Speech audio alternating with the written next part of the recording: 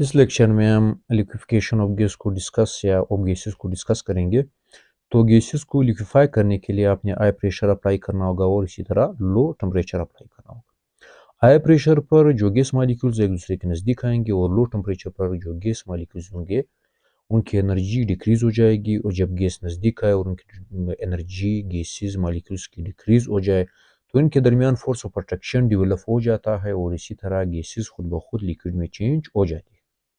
So liquefaction of gases का क्या मतलब है? Conversion of gases into liquids, यानी गैसेस को लिक्विड में चेंज करना।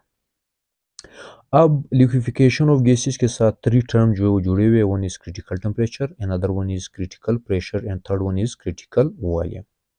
क्रिटिकल टेम्परेचर क्या होगा? Temperature above which gas cannot be liquefied no matter how much pressure is applied, यानी ये वो टेम्परेचर है अगर इस टेम्परेचर से गैस पर टेम्परेचर ज़्यादा किया जाए तो गैस कभी भी लिक्विफाई नहीं होगा, चाहे आपने जितना ही प्रेशर अप्लाई क्यों ना किया हो। तो हर गैस का अपना क्रिटिकल टेम्परेचर आता है, और अगर उस गैस पर उसके क्रिटिकल टेम्परेचर से ज़्यादा टेम्परेचर हो तो कभी भी लिक्विफाई नहीं होगा अगर आप जितना ही प्रेशर अप्लाई कर। सो क्रिटिकल टेम्परेचर वो टेम्परेचर है जिस पर गैस का लिक्विफिकेशन स्टार्ट हो जाती है, और इससे बिलो जो होगा फिर गैस लिक्विफाई होना शुरू हो जाएगा, यानी इससे स्टार्ट होगा, फिर आप जितना कम करते जाएंगे उतना ही वो लिक्विफाई अच्छा होता जाएगा। फिर इसके बाद क्रिटिकल प्रेशर क्या होगा? The pressure required to liquefy gas at its critical temperature, वो प्रेशर जो गैस को लिक्विफाई कर दे उसके क्रिटिकल टेम्परेचर पर। फिर इसके बाद क्रिटिकल वॉल्यूम को देखते हैं। The volume occupied by 1 mole of gas at critical temperature and critical pressure, यानी गैस का एक मोल जितना भी वॉल्यूम ऑक्युपाई कर ले उस गैस के क्रिटिकल टेम्परेचर और प्रेशर पर। फिर आप कंडीशंस अप्लाई करेंगे। जो फर्स्ट कंडीशन है हमारे पास, if room temperature is below critical temperature, अगर रूम टेम्परेचर क्रिटिकल टेम्परेचर से बिलो हो या कम हो और गैस का जो क्रिटिकल टेम्परेचर हो रूम टेम्परेचर से अबाव, तो इस केस में आपने क्या करना है? आपने जस्ट प्रेशर अप्लाई करना है, गैस जो होगा वो खुद ब खुद लिक्विड स्टेट में चेंज हो जाएगा। सो इस केस में by applying sufficient pressure gas can be liquefied, इस केस में अगर आप गैस पर प्रेशर अप्लाई करें तो खुद ब खुद लिक्विड में चेंज हो जाएगा।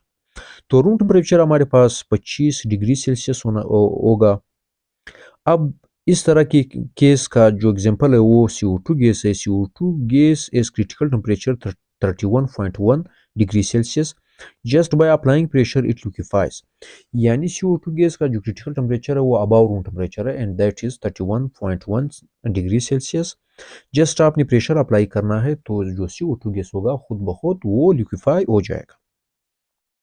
दूसरा कंडीशन क्या होगा? If room temperature is above critical temperature, अगर रूम टेम्परेचर क्रिटिकल टेम्परेचर से ज्यादा हो और गैस का जो क्रिटिकल टेम्परेचर हो वो बिलो रूम टेम्परेचर हो, तो इस केस में क्या होगा? इसमें जो गैसेस है इस पर आपने दो काम करने हैं, यानी उसका टेम्परेचर भी आपने लो करना है और उस पर प्रेशर जो आपने हाई करना है। लो किस तरह करना है? यानी उसे क्रिटिकल टेम्परेचर तक लाना है, तो गैस खुद ब खुद लिक्विफाई होना शुरू हो जाएगा।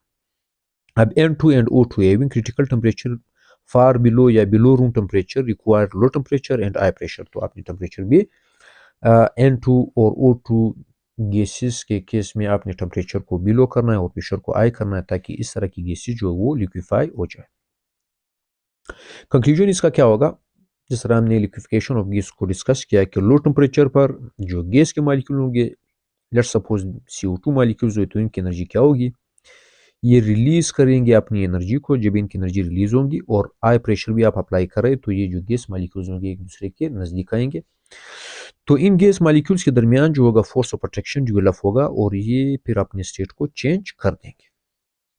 फिर इसके बाद what is mean by critical state? CO2 का क्रिटिकल टेम्परेचर 31.1 डिग्री सेल्सियस है और इसी तरह इसका जो क्रिटिकल प्रेशर होगा जिस 72.9 एटमॉस्फेयर या ATM, और क्रिटिकल वॉल्यूम जो CO2 ऑक्युपाई करेगा it is critical temperature and critical pressure, ये होगा 94 सेंटीमीटर क्यूब।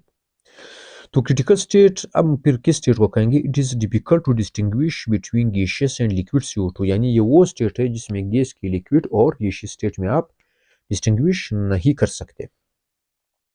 H2O का जो क्रिटिकल टेम्परेचर होगा दिस इज 374 डिग्री सेल्सियस, और इस पर जो क्रिटिकल प्रेशर होना चाहिए ताकि इसको वाटर को लिक्विड में चेंज किया जाए, अगर इसकी वेफर्स हो तो इस पर क्रिटिकल प्रेशर होना चाहिए 217 atm, और इसी तरह 56 सेंटीमीटर क्यूब ये वॉल्यूम ऑक्यूपाई करेगा। तो ये वो क्रिटिकल स्टेट है जिसमें आप वाटर की गैसियस और लिक्विड स्टेट में फिर आप डिस्टिंग्विश नहीं कर सकते।